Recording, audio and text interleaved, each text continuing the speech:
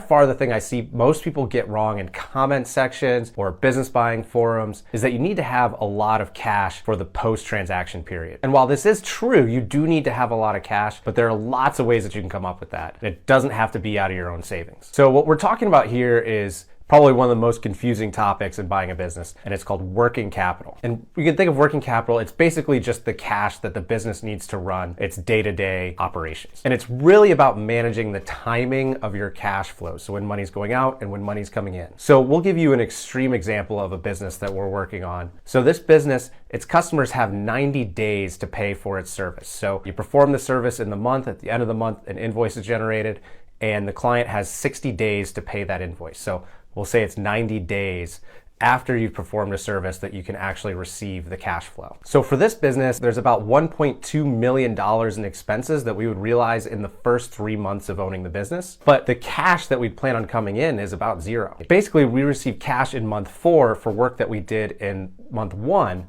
But all the expenses for performing our services are likely going to be realized or paid out in that first month. So we're going to have to pay the employees, we're going to have to buy fuel, we're going to have to buy materials, although maybe you might be able to buy the materials on some type of terms with your suppliers. But you're going to have major cash outlays during that time period with no money coming in. So in this example for this business, we decided that we needed about $1.5 million in cash to help us get through those first 3 months. Now, working capital is technically supposed to be part of the business sale. So when you buy a business, they're supposed to include the normal amount of cash that's required to operate the business. But most deals in this space don't.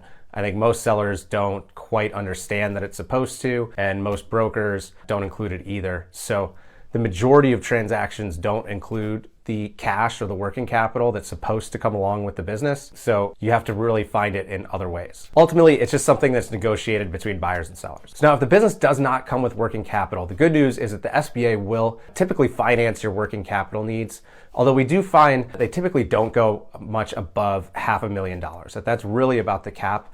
But for most deals, the majority of deals you're doing out there, they're going to provide all the working capital that you need. And in fact, they won't do the loan if they don't feel that the business has enough working capital. So they're going to also calculate how much they think you need.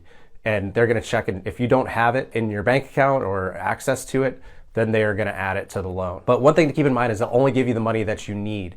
You have to show that you actually have a need for the cash that you're borrowing. You can't just say because you want it or just to expand or just for safety.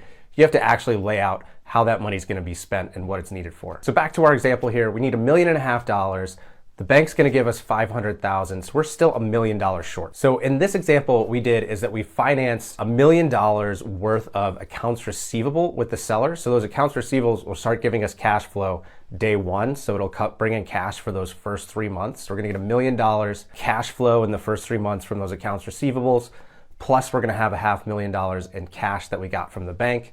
And the deal that we worked out with this seller is that essentially we're going to finance that over 15 years. So we're going to have a 5-year standby period with no payments made for the first 5 years and then the rest repaid over 10. In this instance, those terms are a little unusual, but the seller was really stuck on price. So there's that old saying, price or terms. So we agreed to essentially a higher value, but with really favorable terms. So having to pay it back over 15 years, or in a lot of examples, you'd say people would want to see it in 3. So we're doing a very long payback period on those accounts receivable. So when people say you need a lot of cash, it's true. In this business, we decided we needed $1.5 million of essentially cash, but it didn't come out of our own pockets. We found ways to do it through the financing and the structure of the deal. So really, at the end of the day, all you need is your required equity injection from the SBA. Everything else can get worked out through structure, whether it's through your legal costs, your working capital needs like this, any expenses that you're going to realize. So your true expense is pretty close to what your down payment is going to be, and then everything else gets rolled in the loan or rolled into the structure. And there's lots of ways you can structure a deal.